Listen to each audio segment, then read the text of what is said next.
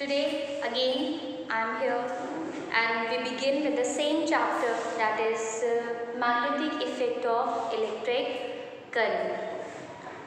Before proceeding forward, I would like to revise the things that we have discussed in the last video. In the last video, I have taught you the force which acts on a conductor when it is placed in a magnetic field.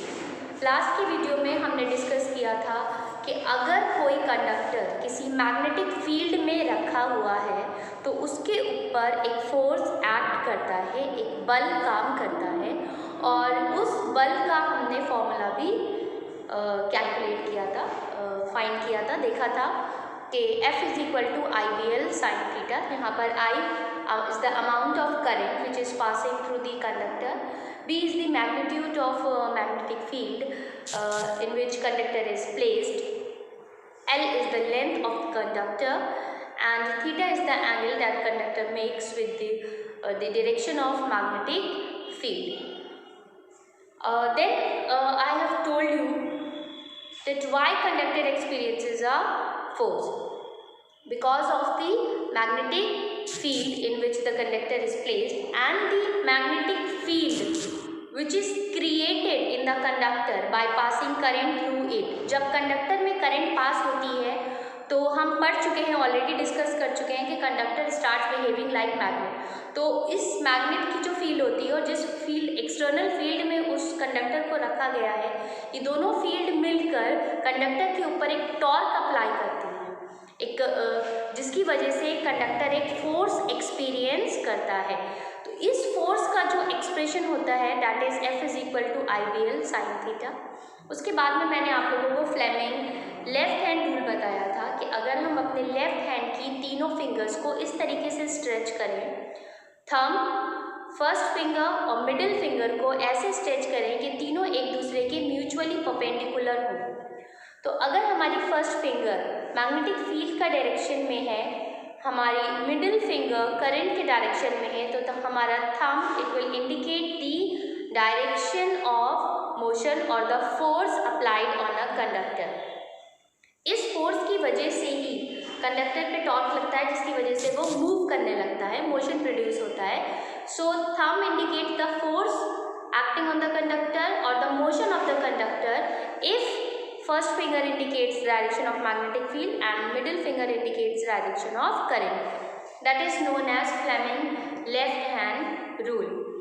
Now today we are going to discuss application of this effect, that when a current carrying conductor is placed in an external magnetic field and force is acting on it, और इसकी application है electric motor, जो आपके syllabus में भी है. तो हम इलेक्ट्रिक मोटर के बारे में आज डिस्कस करेंगे.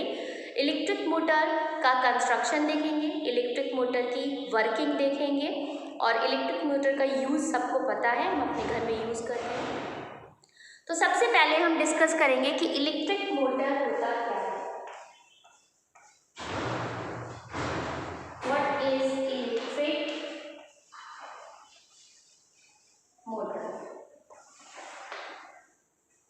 इलेक्ट्रिक मोटर एक ऐसी डिवाइस है, ऐसी रोटेटिंग डिवाइस है जो इलेक्ट्रिक एनर्जी को, which converts electric energy into mechanical energy. So electric motor is a rotating device which converts electric energy into mechanical energy. यानी कि वैद्युत ऊर्जा को यांत्रिक ऊर्जा में बदलता है, उसे वैद्युत मोटर कहते हैं या इलेक्ट्रिक मोटर कहते हैं. इलेक्ट्रिक मोटर किस प्रिंसिपल पे वर्क करता है? इलेक्ट्रिक मोटर इसी प्रिंसिपल पे वर्क करता है, the magnetic effect of electric current. Electric force is based on a principle that when a conductor is placed in an external magnetic field and current is passed through it, a torque acts on it, due to which conductor begins to rotate continuously in the field, and thus the axle that is connected with the conductor or the coil in which is used inside the this electric motor. So axle which is connected to the coil also begins to rotate along with the coil, और जब Excel भी उसके साथ में rotate करता है तो जो मोटर को इलेक्ट्रिक एनर्जी सप्लाई की गई है वो इलेक्ट्रिक एनर्जी बदल जाती है मैकेनिकल एनर्जी में। यानी कि जब आप किसी इलेक्ट्रिक मोटर में इलेक्ट्रिक करंट पास करते हैं तो इलेक्ट्रिक करंट पास होने की वजह से उसमें एक मैग्नेटिक फील्ड क्रिएट होती है, और जो इलेक्ट्रिक मोटर होगा अभी आप कंस्ट्रक्शन में देखेंगे उसमें एक जो कॉइल होती है जिसे आर्मेचर बोलते हैं वो एक एक्सटर्नल मैग्नेट की फील्ड में रखी होती है। तो अभी हम लोगों ने जस्ट डिस्कस किया है कि जब कोई कंडक्टर एक ऐसी एक्सटर्नल फील्ड में रखा है, उस कंडक्टर में करंट पास होती है तो उस कंडक्टर पे यानी उस कॉइल पे एक टॉर्क एक्ट करता है जिसकी वजह से वो रोटेट करने लगती है, और जब वो कॉइल रोटेट करने लगती है तो उससे जुड़ा एक्सेल भी उसके साथ में घूमता है, और इस तरह से इलेक्ट्रिक एनर्जी मैकेनिकल एनर्जी में कन्वर्ट हो जाती है, यानी वैद्युत ऊर्जा यांत्रिक ऊर्जा में कन्वर्ट हो जाती है। अब सबसे पहले हम देखेंगे इलेक्ट्रिक मोटर कहाँ कहाँ यूज़ होता है। इलेक्ट्रिक मोटर का कंस्ट्रक्शन कुछ इस तरीके से दिखता है, जिसमें आर्मेचर कॉइल होती है, मेन कॉइल, कंडक्टिंग कॉइल, यानी यही कंडक्टर होता है जिसमें करंट पास होती है, और ये एक्सटर्नल मैग्नेटिक फील्ड में रखी होती है नॉर्थ और साउथ के बीच में। और बाकी की क्या क्या चीज़ें होती हैं ये सब हम इस एक्टिविटी वीडियो के थ्रू देखेंगे, और फिर मैं आपको उसके बारे में बताऊँगी। इलेक्ट्रिक मोटर यानी वैद्युत motor. Electric motor is a rotating device that converts electrical energy into mechanical energy, यानी वैद्युत ऊर्जा को यांत्रिक ऊर्जा में बदलता है। Electric motor is a important component in electric fan, refrigerators, compressor, mixer, washing machine, computers, MP3 player, etc.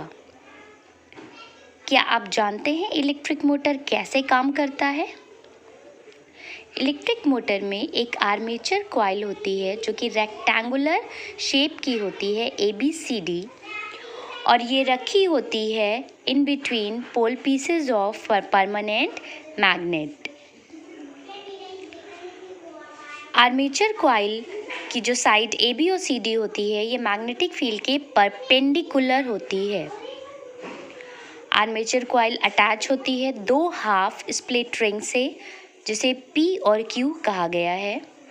Armature coil अंदर से इंसुलेटेड होती है और एक एक्सिल से कनेक्टेड होती है। आर्मेचर कॉइल में दो ब्रशेस होते हैं। ये ब्रशेस X और Y कहलाते हैं, यानी X और Y का नाम दिया गया है। आर्मेचर कॉइल में जब करंट पास होती है तो वो ब्रश X से पास होती है और Y से वापस बैटरी में जाती है। जब बैटरी को कनेक्ट किया जाता है या ऑन किया जाता है तो करंट पास होती है X ब्रश से साइड AB में A से B की तरफ और CD में C से D की तरफ करंट फ्लो करती है, यानी दोनों एक दूसरे के अपोजिट होते हैं। अब हम फ्लेमिंग लेफ्ट हैंड रूल लगा के मैग्नेटिक फोर्स का डायरेक्शन पता कर सकते हैं। साइड AB पर magnetic force vertically downward act करता है, जबकि साइड CD में magnetic force vertically upward act करता है। इन दोनों फोर्सेस की वजह से जो कि एक दूसरे के अपोजिट होते हैं, आर्मेचर कॉइल रोटेट करने लगती है। यानी जब दो फोर्स लगते हैं अपोजिट डायरेक्शन में तो आर्मेचर कॉइल को ये रोटेट करा देते हैं। आधी आर्मेचर कॉइल घूमने के बाद अब आर्मेचर कॉइल की साइड CD ब्रश X की तरफ आ जाती है और साइड AB ब्रश Y की तरफ आ जाती है। हम जानते हैं कि करंट ब्रश X के थ्रू इंटर करती है और वाई के थ्रू निकलती है। अब वो डिवाइस जो करंट का डायरेक्शन बदल देती है सर्किट में, उसे कम्यूटेटर बोलते हैं।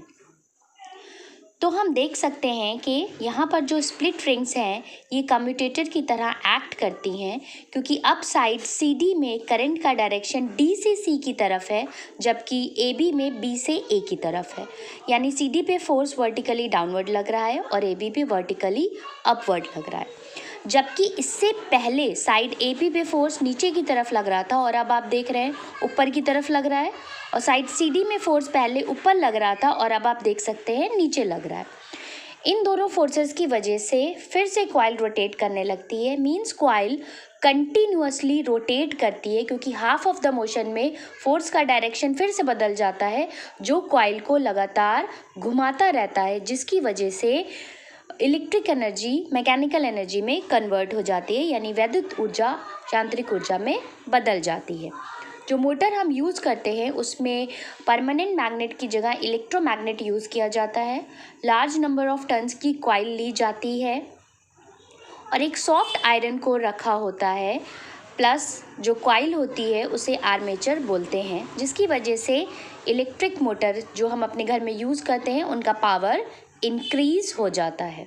तो बच्चों, आप लोगों ने देखा कि किस तरीके से इलेक्ट्रिक मोटर का में क्या क्या चीज़ें यूज़ होती हैं, इसका क्या कंस्ट्रक्शन होता है और किस तरीके से ये वर्क करता है, कहाँ कहाँ हम इसे यूज़ करते हैं। जो कमर्शियल इलेक्ट्रिक मोटर होते हैं उसमें आपका जो परमानेंट मैग्नेट होता है उसकी जगह पे इलेक्ट्रोमैग्नेट का यूज़ किया जाता है।